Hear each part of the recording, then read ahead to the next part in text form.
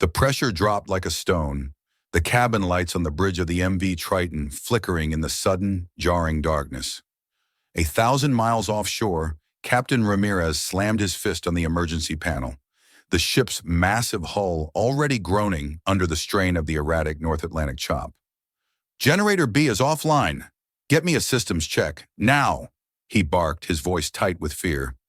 But before his chief engineer could respond, the alarm everyone dreaded most began to shriek, a high-pitched metallic scream signaling a containment failure in cargo hold 7.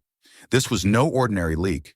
This was propylene oxide, a volatile, deadly chemical now venting into the sealed space.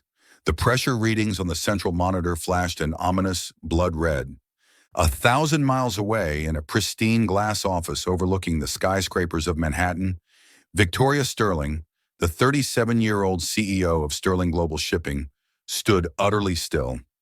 She was on a direct, secure video feed to the stricken vessel, her emerald eyes fixed on the chief engineer's face, pale and glistening with sweat.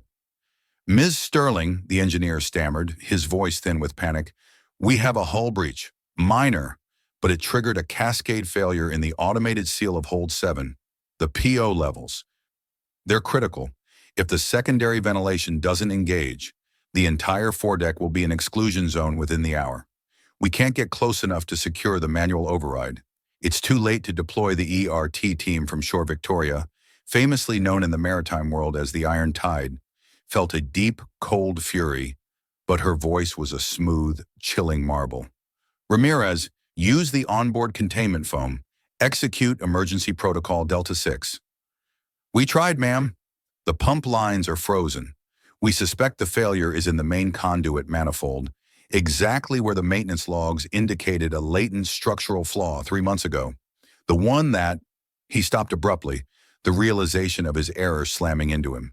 He had just pointed directly to the corporate decision that had caused this crisis, a decision made under the authority of the woman who held his career and possibly his life in her hand. Victoria's face remained an unreadable mask, but her gaze hardened into pure steel. She knew that flaw. It was the deferred fix, the corners cut to save a few million on the last dry dock cycle, a decision she had signed off on. "Cut the feed," she ordered, her words slicing through the bridge noise. The screen went black. Victoria turned away from the panoramic window, the expensive fabric of her designer suit jacket hiding the sudden, rapid beat of her heart. Triton was her legacy project, the jewel of her inherited empire, and the foundation of her reputation.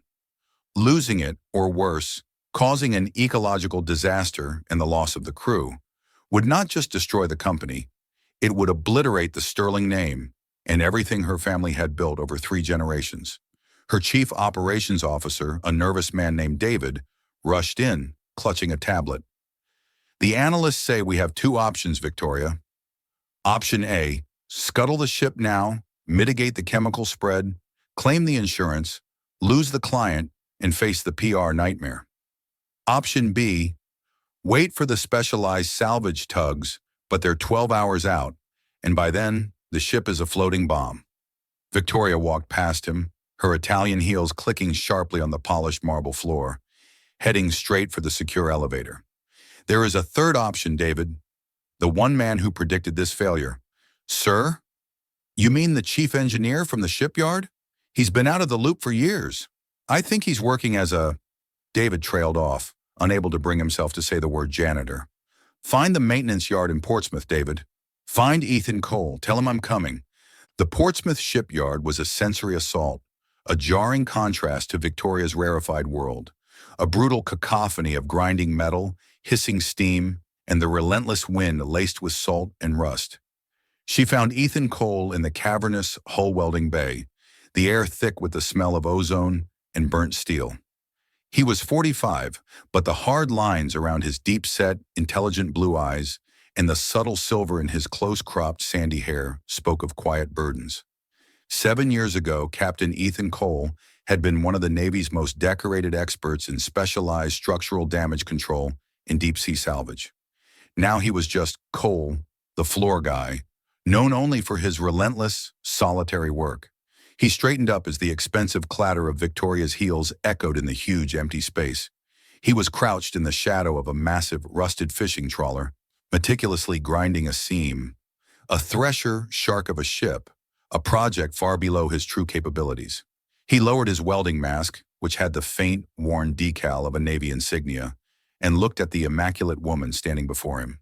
"Ms. Sterling," Ethan said, his voice deep and calm, unaffected by the sudden arrival of corporate power.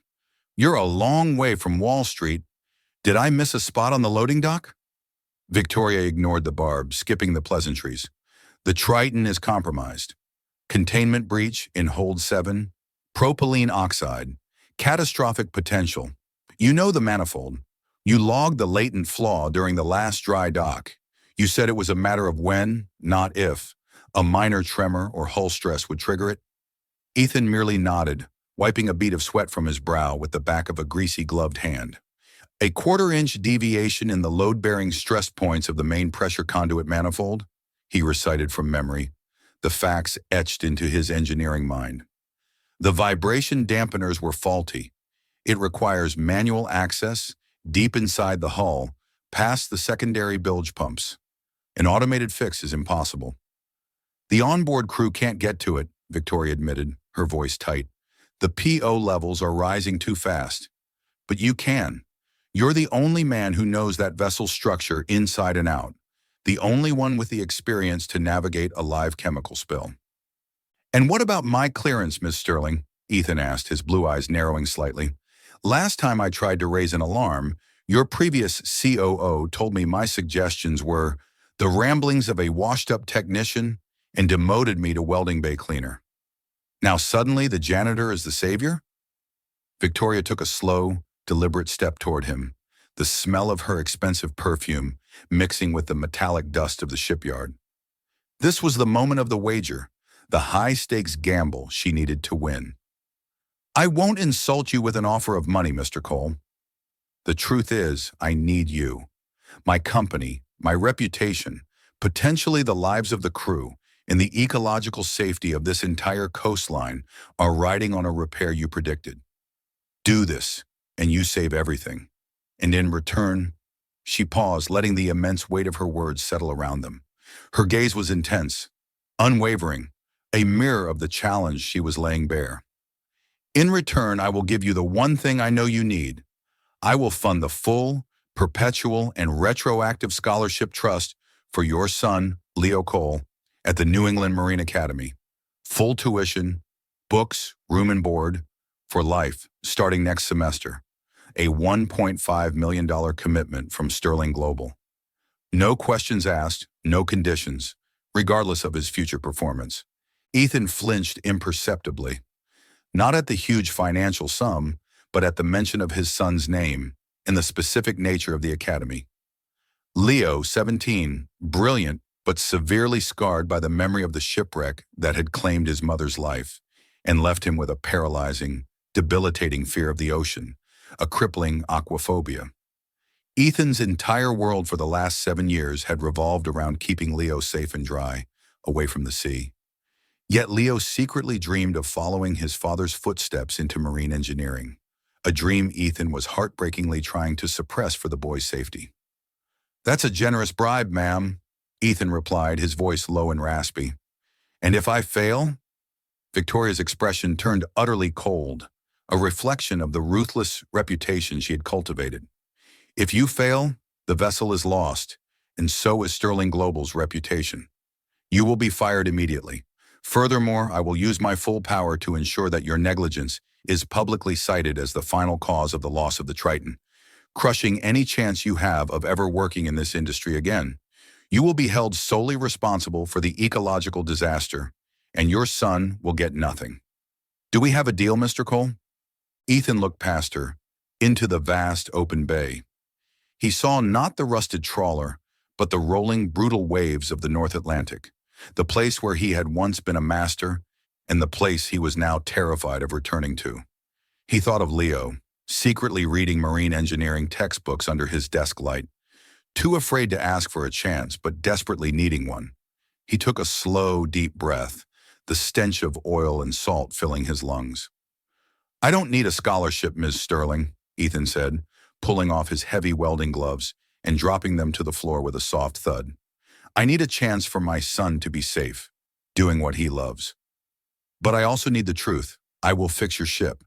And in return for the scholarship, I want a signed public statement from you, Victoria Sterling, admitting that Sterling Global Shipping ignored my safety warnings for fiscal reasons. Nothing more. Just the truth. Victoria's perfect composure finally fractured. That was professional suicide. The admission of corporate guilt would cost them hundreds of millions in legal settlements and likely her job. But the loss of the Triton would cost them everything. She stared into his determined, weary eyes, seeing not a janitor, but the formidable Captain Cole she had read about in old Navy files, a man whose word was his bond. Done, Victoria finally clipped out, extending her hand. I'll fly you out now.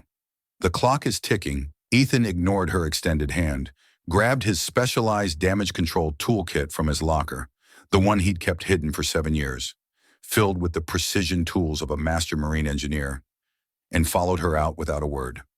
The journey to the disabled vessel was a blur of frantic preparation aboard the high-speed search and rescue (SAR) helicopter Victoria had chartered. Ethan, now strapped into a borrowed flight suit that felt both strangely familiar and painfully foreign, worked meticulously on his gear. He checked his rebreather, his atmospheric sensor, and the specialized non-sparking tools he would need to manually replace the manifold gasket and pressure seal deep inside the hull.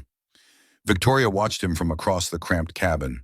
The weariness was gone from his face, replaced by the intense, singular focus of a surgeon before a delicate, life-or-death operation.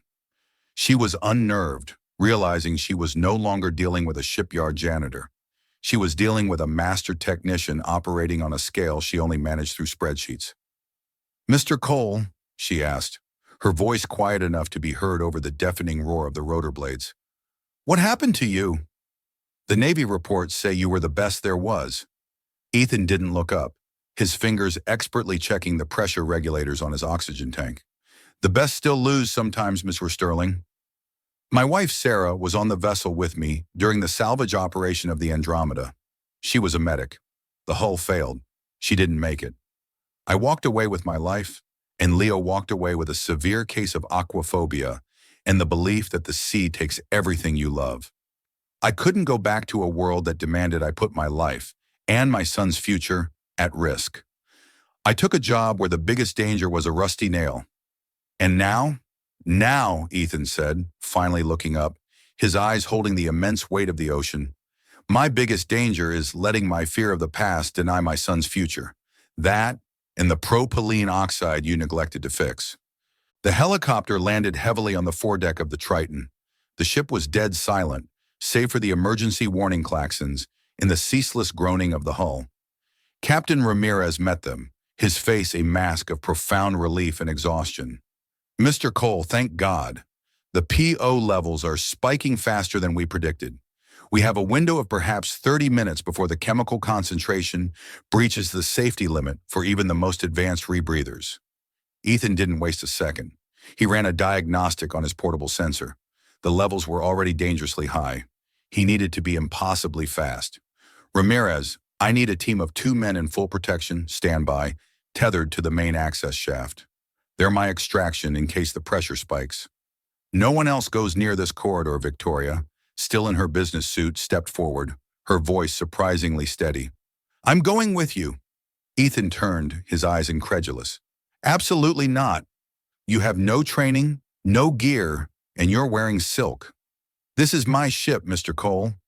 I will not stand by in safety while my employee risks his life to save my business. I will monitor the sensor readings and light your way. If I'm going to sign that confession, I need to know exactly what I'm guilty of. Get me a spare set of coveralls and a respirator, Captain." Now Ramirez hesitated, then shrugged, defeat in his eyes. He led the CEO to the supply room. Minutes later, Victoria emerged, looking oddly formidable in oversized, oil-stained coveralls and a rudimentary respirator that did little to soothe her nerves. Ethan shook his head, a faint hint of a smile touching his lips. The first genuine expression she had seen. "Fine. But you follow my exact instructions, or I abort the mission. Is that clear, Miss Sterling? Crystal, Mr. Cole, lead the way. They descended into the cold, dark belly of the ship, into the narrow steel corridors, the hull groaning around them in the increasingly choppy seas. The final approach to the manifold was a nightmare. The corridor was hot, humid, and smelled like a sickly sweet metallic chemical. Victoria's sensor unit was flashing aggressive red, the warning alarm muffled by her inadequate respirator. She found herself breathing shallowly, her body rigid with a fear she had never known in a boardroom. They reached the conduit manifold, a complex knot of pipes and valves encased in a damaged metal housing. A thin, sickly yellow gas was weeping from the damaged pressure seal, the propylene oxide leaking atom by atom into the hull. "This is it," Ethan breathed, his voice tight through the rebreather microphone. "The structural fault is right behind the main actuator plate. That's where the pressure caused the initial hairline fracture." He began to work, his movements precise, practiced, and impossibly economical. He used a small, custom-made hydraulic wrench, removing the bolts one by one. Victoria held the light, her hand trembling violently. She watched his hands, strong, grease-stained, capable, moving with the fluid grace of a concert pianist.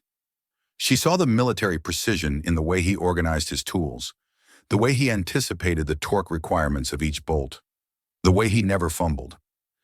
"The crew tried to bypass this," Victoria whispered, trying to keep her voice steady, despite the rising sense of dread. "They used a standard sealant," Ethan replied, his voice calm, "an anchor in the storm of the crisis. That only works for external fatigue fractures. This is an internal pressure failure. It needs a full replacement of the high-density polymer gasket and a stabilizing collar. Standard procedure for a load-bearing issue. But they deferred the fix, remember? They didn't have the right parts." He pried open the housing. The sight confirmed his worst fears. The old gasket was brittle, cracked, and pulverized into dust. The hairline fracture was now visible, a silvery, jagged scar across the steel. "Victoria," Ethan said, his voice taking on an edge of fierce command that instantly cut through her fear. "The atmospheric pressure is spiking now. I need to work faster. I'm going to apply the stabilizing collar first. Hold the collar steady against the crack." "It has to be flush," Victoria, surprised to be given a direct physical task, fumbled for the small, heavy metal ring. She pressed it against the cold, scarred metal. The chemical odor was overwhelming, even through her mask, causing her eyes to water. "Harder! Hold it steady. I'm welding the secondary fasteners now. If that collar moves a fraction, the weld will be compromised and we start this process over." For the next 10 agonizing minutes, they worked together in the hellish heat and gas. Ethan focused solely on the repair, his body language communicating only absolute confidence and expertise. Victoria, the CEO who had never gotten her hands dirty in her life, held the stabilizing collar with all her strength, her muscles screaming with effort, her focus absolute. She was no longer Victoria Sterling, iron-tied.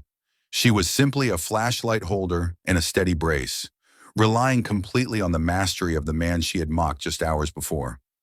Finally, Ethan applied the final seal, a rapid-set, high-pressure sealant that locked the new gasket and collar in place. "Done," he rasped, his voice hoarse with effort. "Run the pressure check from the bridge, Captain.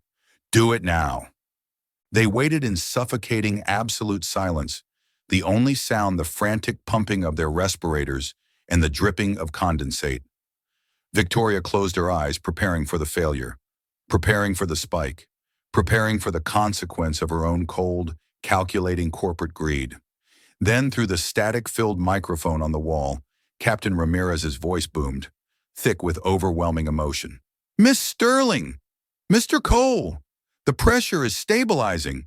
The PO levels are dropping. It's holding. God, it's holding. You did it, Mr. Cole." Ethan slumped against the wall, pulling off his respirator. He was drenched in sweat, covered in yellow residue, but he was alive. "Let's get the CEO back topside," Ethan said, his voice flat with exhaustion. "She has a confession to sign." Back on the deck, under the clear sky, Victoria removed the borrowed coveralls. She was utterly exhausted, physically shaken to her core, but her eyes held a clarity that had been missing for years. She had faced true danger and had been saved not by technology or money, but by the sheer, unyielding, undeniable skill and integrity of the man she had dismissed as a cleaner. The helicopter ride back to Portsmouth was silent. Victoria had pulled out her secure tablet and, without a single word, began composing a detailed document. When they landed heavily at the shipyard, Ethan was ready. He was ready to collect his son's scholarship confirmation and his public statement of truth. "Here you go, Mr. Cole," Victoria said, handing him the tablet. Ethan took it and read the screen. It was not a press release.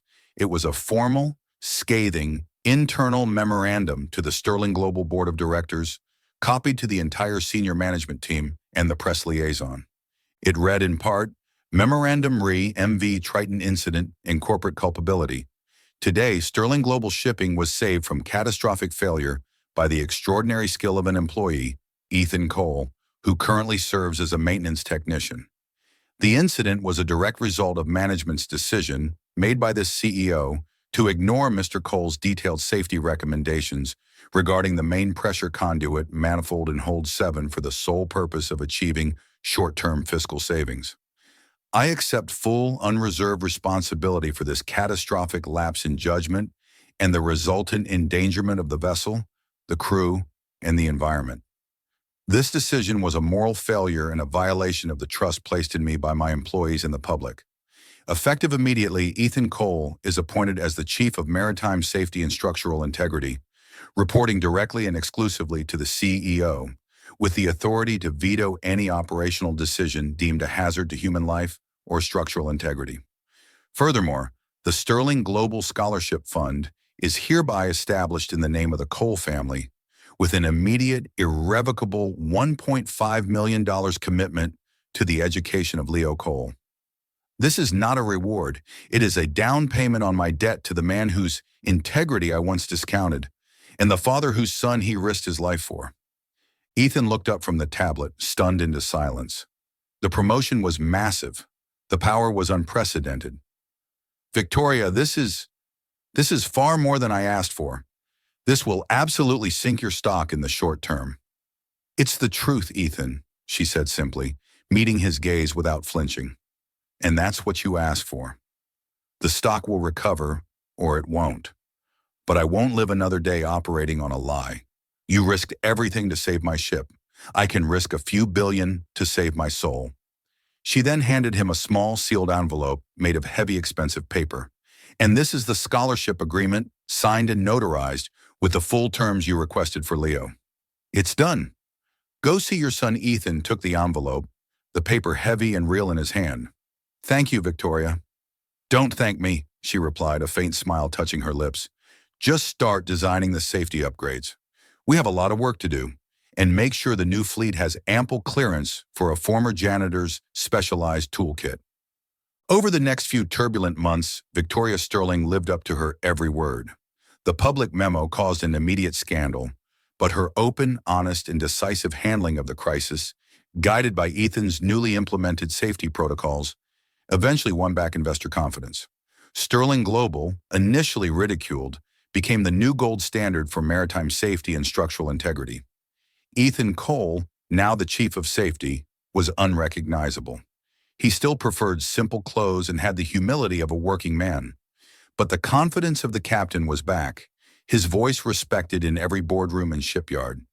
He ensured that Leo's scholarship was set up, a foundation for his son's future that was safe, dry, and secure, protected from the fiscal whims of the corporation. One evening, nearly 6 months after the Triton incident, Victoria found Ethan late at night in the company's massive structural design lab in Boston. He was hunched over a new hull design, a radical, safer model he was developing, one that had an easily accessible manual override for every critical system. "Working late, Chief?" Victoria asked, leaning against a workbench, wearing a simple cashmere sweater instead of a power suit, the cold formality of her executive persona softening with every passing day. Ethan looked up, a genuine smile on his face, the lines around his eyes now softening with genuine happiness. "Just trying to make sure none of my engineers ever have to climb into a chemical hull at 2 a.m. It's lonely work, but fulfilling. It's the right work, Victoria affirmed. She walked over to him, her heart doing a strange, rapid flutter she hadn't felt since she was a teenager. I've been trying to find the words to thank you, Ethan. Not as your CEO, but as Victoria. You've given me everything, Victoria, he said softly, putting down his pencil. You gave me back my integrity, you gave me back my profession, and you gave Leo his future. I'm whole again. But I'm not, Victoria admitted, her voice barely a whisper, the truth a sudden, beautiful wound. I'm still the ice queen who runs a company, but I saw something in that hull. I saw what truly matters, raw courage, undeniable skill, and a good, honest heart. And I saw you. And now I can't stop seeing you in every meeting, every decision, every quiet moment. Ethan rose slowly, walking around the design table until he was standing right in front of her. He reached out and gently brushed a dark, silky strand of hair from her face, his touch hesitant but profoundly warm. I only see the real Victoria now, Ethan said, his blue eyes holding hers with simple, powerful sincerity. The one who risked her life and her entire career to do the right thing. The one who admitted her mistake, and the one who is the bravest person I know. The one who is finally done pretending. He leaned in, and this time, there was no wager, no challenge, and absolutely no debt. Their kiss was long and quiet, filled with the simple, salt-washed sincerity of two people who had found each other not on a yacht or at a gala, but deep in the dangerous, honest, and necessary belly of a ship. It was a kiss that sealed a partnership built on mutual respect and shared experience. The final scene takes place a year later. Ethan and Victoria, now a couple, stand side by side on the deck of a newly launched, safer vessel named the MV Integrity, designed entirely by Ethan's new team. They are watching Leo, who is now a confident, happy young man in his first-year New England Marine Academy uniform, standing on the observation deck, looking out at the endless ocean with a hopeful, fearless smile. He is chatting excitedly with a ship's officer about engine efficiency. He's found his peace, Victoria whispered, leaning her head against Ethan's shoulder, her hand resting naturally in his. We both have, Ethan replied, lacing his fingers through hers, the sea air and the boundless horizon finally feeling not like a threat, but like coming home. The Integrity began to pull away from the dock, a testament to the fact that integrity, skill, and heart could always fix what greed and fear had broken. If you enjoyed the story, please subscribe to support the channel so we can create more videos. Thank you, everyone.